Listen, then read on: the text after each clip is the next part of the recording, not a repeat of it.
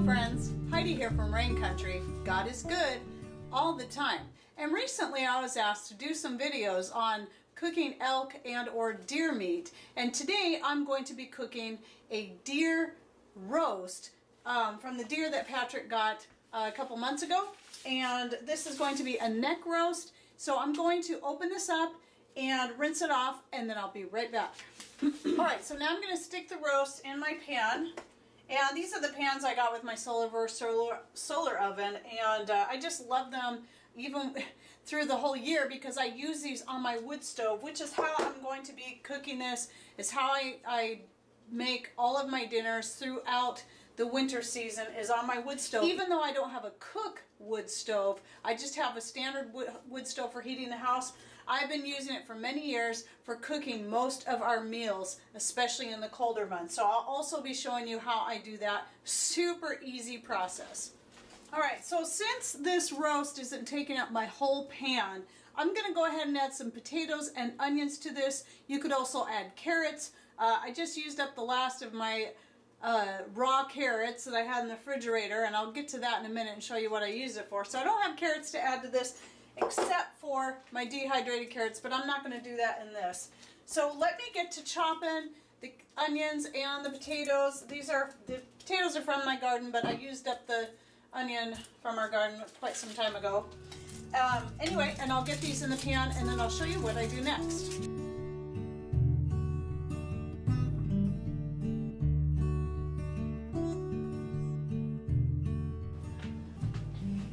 Alright, now I have my onions and potatoes in there with the meat, and now I'm going to add my herbs and spices to this. Actually, the first thing I'm going to do is I'm going to add, maybe about a cup or so of water, because I'm doing this on the wood stove. If you're doing it in your conventional oven, you may want to do just a little bit less water. For me, I like to put this on the wood stove early in the day and just let it bake all day, and it will turn out really nice and tender. And I'll take you in the living room, which is where our wood stove is, and show you that once I get this all done.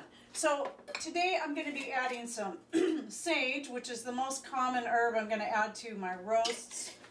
This is homegrown sage. This is a little bit of my homegrown thyme. I don't have much left of it, so I'm hoping next year to get a good harvest. But I've got some coming in from Amazon, which is one of my favorite brands. It's either Frontier or Star West. I use both regularly, and I will link to that below. I always got to throw in some granulated garlic. And I sprinkle that right along the top. And for us, red pepper. Love the addition of the vitamin C that we get from the red pepper, and I don't need the onions because I already got fresh onions in there. Now I can use the Himalayan salt, which I've got right here. I had this out. This is what I was thinking about using. However, typically what I'll do is use my own homemade seasoned salt, which is right here. And if you're interested in learning how to make your own, you can find a video to that right up here. So I just like to sprinkle a decent amount on there, and that's it. It's that easy as far as preparation. The part that took the longest is just cutting and peeling the potatoes, and if I have a really big roast, I just don't even bother with that. Then I'd probably just make fried potatoes to go on the side. And then I'll be serving this with some green beans from actually the previous year that I have frozen in the freezer, so I'm going to have to get those thawed out. And I'm going to take you in there and show you how I put this on my wood stove. Now, if you're doing this in a conventional oven, I suggest setting your oven at about 325 and then baking it for 2 to 3 hours depending on the size of your roast. So you're obviously going to want to check it, and check if you're putting potatoes and carrots in there, you're going to want to check them periodically and see if they're tender. Now, it's been a long time since I've cooked a roast in an oven because I always use my wood stove or in the summertime, my solar oven for doing roast. Alright, so I'm going to put this on the wood stove and then I'll take you in there. Alright, so I'm in here at the wood stove, and you can see I have my roast right back here, and it is sitting on what was once a barbecue grill. And what we do is we go to the dump and we come across these things and we grab up what we can because they have so many different uses in here and outside. Right there is my tea. It's already brewed. I'm just keeping it warm as I sip on it throughout the day. You can see I have another one here for my water, and what this does is I also kind of extends this section out here, so when I put my dehydrator rack that Patrick built right here, I've got plenty, you know, I've got enough space for it, and if I just have one rack, I can still reach in here and grab my tea. So that will cook for the rest of the day right there, and then I'll pull out my beans and then I'll just cook them right here.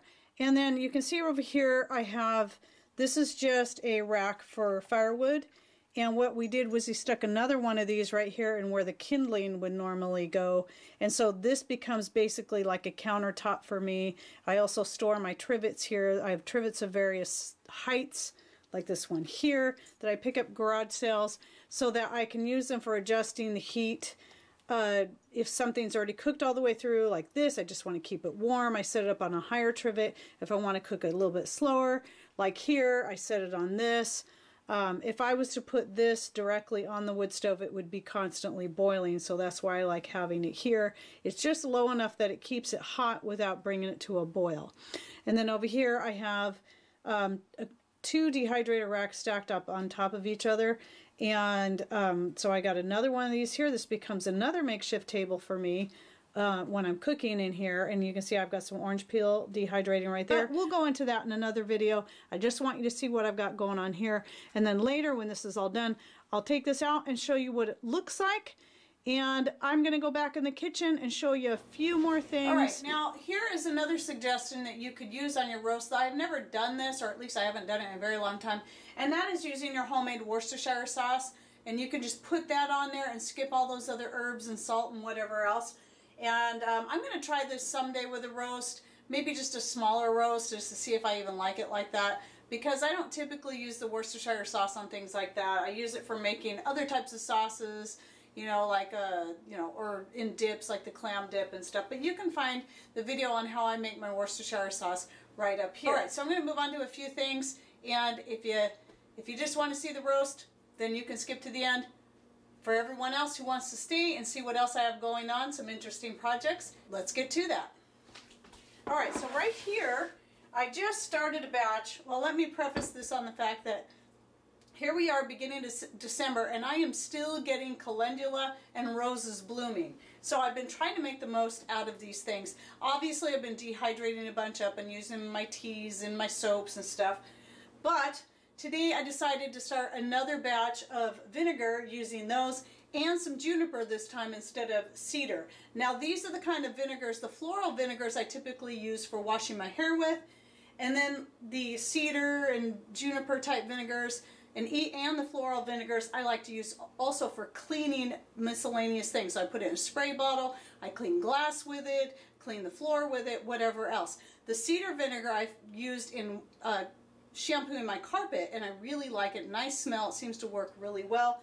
And so today I thought I'd try the juniper, since I haven't done that yet, and then just go ahead and mix it in with a few flowers and see how that turns out. And right here is the last batch of the season that I'm making of the apple cider vinegar from the apples from our tree.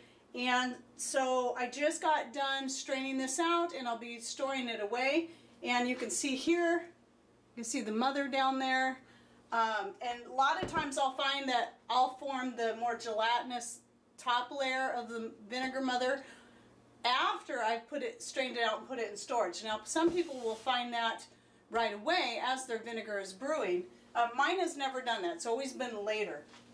And then here is my current batch that I just started yesterday. I'm going to let it sit for several more hours of my orange elderberry kefir. I can't say it the right way. It confuses me. I know I'm saying it wrong, people, but it's just the way I pronounce it.